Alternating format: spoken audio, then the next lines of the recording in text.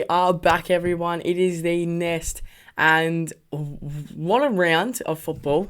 First off, we're back. It's the first official round of football, and we are back to talk about it. Of course, last Nest we couldn't really talk about the full wrap up, but this is the way the Nests are going to go for the next week. We've got officially a bit of a lineup. We're going to do a quick wrap up and an introduction, the round review, tips review, Supercoach review.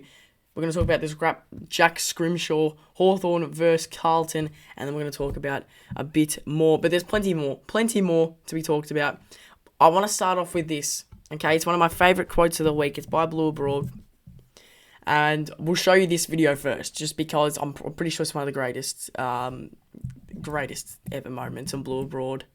At least to my knowledge, it's probably my favourite. So let's have a look at it now. Bro, you got blokes Fortnite emoting in the middle of the fucking G doing somersaults, bro. They're Fortnite emoting on us. Backflips at the MCG. These blokes Fortnite emoting on us, bro. Fucking deeper, bro. Just how good is that? How good is that? Fortnite emoting. And it was a bit of a Fortnite emoting, wasn't it? It was horrendous from Carlton. And coming to play Carlton this week, I'm a bit worried because it's a very Carlton thing to get belted by Richmond one week and then come out and play like you're the premiership favourites the next. And unfortunately, Hawthorn do have to back onto that, which is extremely, extremely unfortunate. As I said about 5 times. But yes, it is extremely funny. Extremely funny. And it's so funny, I've just had to do this. Where is it? Where is it? Where is it? These blokes Fortnite emoting on us, bro. Fucking deeper, bro. So every time something happens within the next a week, of course we're playing against Carlton, so these blokes Fortnite emoting on us, bro. Fucking deeper, bro. We can use it a lot. But from now on, that's going to be one of the main things on the soundboard. Now, new this week to the Nest is the soundboard. So let's just have a listen to some of the buttons we've got. We got this one.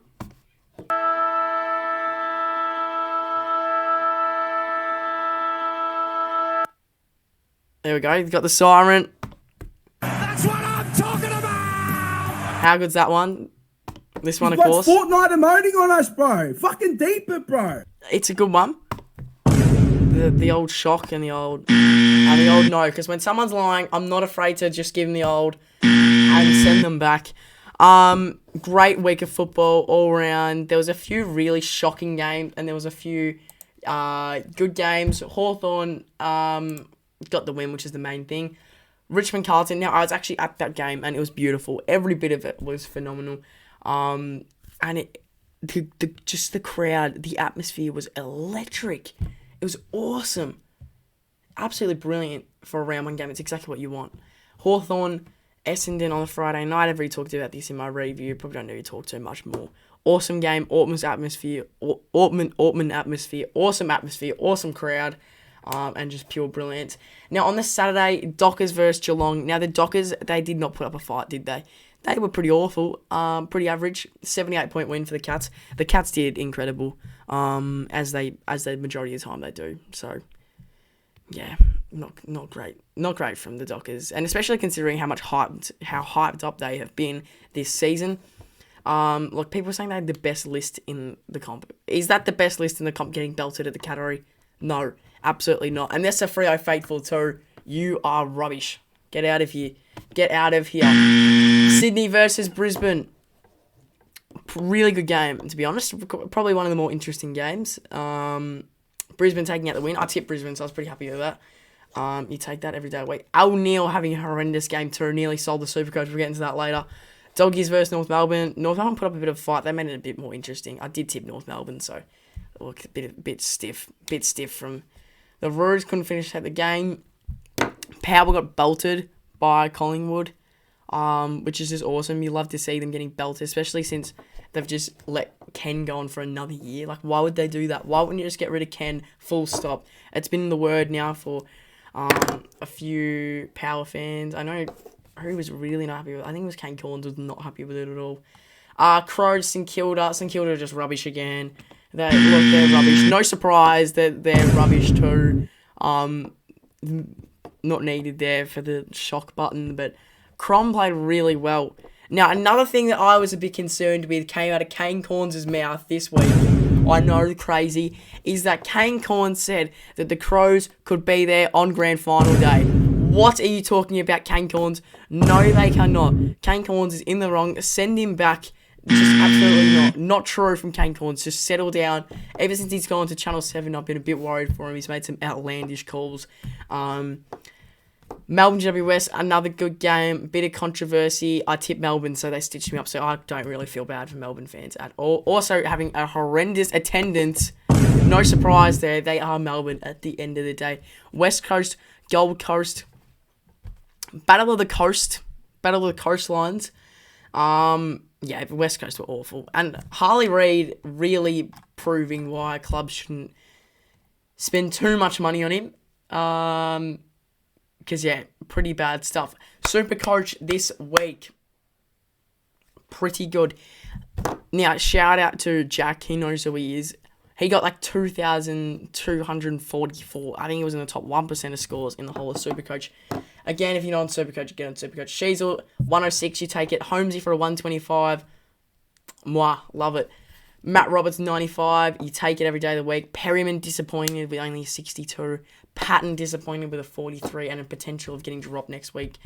Luke Traynor did okay. Jackson Pride did okay. Luke Cleary, let's wish all the best for Luke Cleary. And another interesting sort of tribunal that we can talk about tonight. Lockie Neal, Connor Rosie. Lockie Neal putting up a 41. How has that happened? Rosie putting up a 128. Awesome. Day, 77. Not his greatest effort, but 77, you take it. Oliver, 93. Sam Layla, 74. Wasn't in my team. I had Finn Callahan in to go to 104. Finn O'Sullivan, 51. O'Driscoll, 91. Beautiful. Ashcroft, 84. What a debut for Ashcroft. Layla's was definitely better. Camperelli did okay. Did what he needed to do. And Hasty didn't do enough, in my opinion. Tristan Jerry with the 122. DeConing was my captain, 148. Love it from DeConing. Harry Boyd didn't have him in, so I've traded him in now. I actually had Jamie Henry from Hawthorn, who I'd had to trade in for Harry Boyd so I can get DeConing as my captain. It was a bit of an effort to get DeConing the captaincy. Horn Francis, 83, 127 for McRae. McRae will win the St Kilda Best and Fairest this year. Whoa, wow, big call. It's not a big call. He will. Simply, he will. Bailey Smith now, 147. Beautiful score for Bailey Smith. He did phenomenal. Truly magical score there from a magical man with a magical haircut. Caleb Daniel, 81. Did enough. Hugo Garcia, disappointed, 54. Hugo. Come on. Could have had Sanders in. Would have been more disappointed. Kako, 62. Sam Powell-Pepper, 18. What is Sam Powell-Pepper doing getting 18? Not good enough. Sam Davison, 39. Not good enough either. Elijah Sardis sold the bag again. What is Sardis doing? I'm not going to make any trades this week either. I'm really just trying to save my trades. I'm not going to trade out Callahan. I'll just cop the bile on the chin and move on. So, yeah. That's Supercoach this week. Let's get back to the rundown. What are we looking at next? Scrimshaw. Jack Scrimshaw got 3 weeks for something personally I don't believe is 3 weeks. I don't think it was that bad. Now, people are saying that he didn't even mean to do it. It was not 3 weeks. I reckon he'll get off. I mean, he's out for 3 weeks anyway with concussion. But I reckon he'll do fine. And if he is out for 3 weeks, he's got 3 weeks concussion. He can get a bit of time to recover. It's just not good because I don't think that was a suspension at all. At all. Do I think that the Luke Cleary one is a suspension? Now, that is the one that's probably a bit more controversial. I feel like it's been overshadowed by this Luke Cleary one. The Scrimshaw one's been like a bit not talked about as much because it isn't necessarily... It's going to be overturned, let's be honest. But the Luke Cleary one is interesting because I don't know. He wasn't necessarily going for the ball, whoever did hit him. I forgot his name. But he has just absolutely bashed into his head. Cleary was very badly knocked out. I do think that is a suspension. People are saying it's contact below the knees. I think you've really got to get a grip here because it obviously wasn't contact below the knees. There was some contact below the knees. It's not like he's out there diving in his legs and flipping him over. No, he was already on the ground with his head in a vulnerable area where it's just gone bang. Do I think that's weeks? Yes. More weeks than Scrimshaw. Scrimshaw shouldn't be getting those weeks. Simply shouldn't. Now we move to one of the biggest games of the season. These blokes Fortnite emoting on us, bro. Fucking deep it, bro. Hawthorn Carlton. Carlton fans are in the mud. And so they should be. If you just want to be happy, just go watch the fan cams from Carlton. And if you want to get even happier, go watch for our faithful fan cams too. It's been a great week. Been a great week to watching some fan cams. You might get some special moments like this. Bro, you got blokes Fortnite emoting in the middle of the fucking G doing somersaults, bro. They're Fortnite emoting on us. Backflips at the MCG. These blokes Fortnite emoting on us, bro. Fucking deep it, bro. Simply beautiful, that. And we're ready to see that again. Because we're going to Fortnite emote on Carlton. It's going to be beautiful. Ginnivan's going to be there doing backflips. The Wizard will be doing some magic tricks. Ginnivan doing some of these, some teas. It's going to be a good week. Now, my predictions for the game. Do I think we'll win? I'm not sure. Carlton are coming off a rough week. And normally when Carlton come off rough weeks, they bounce back. And they get the win. But this week proves, I reckon, whether we are a really good team. If we're a really good team, we'll win this week.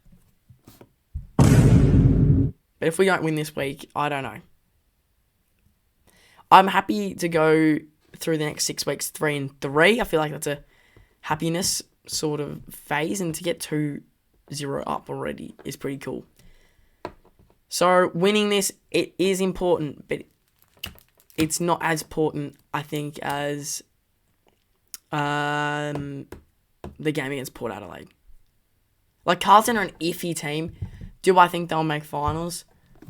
No, I don't think they'll make finals. I think there's a lot better teams than Carlton, and especially considering you got Harry Mackay rocking around. If Charlie Curno's playing, it's a whole different story. But if you've got Harry Mackay rocking around that forward line, I do think we'll get the win.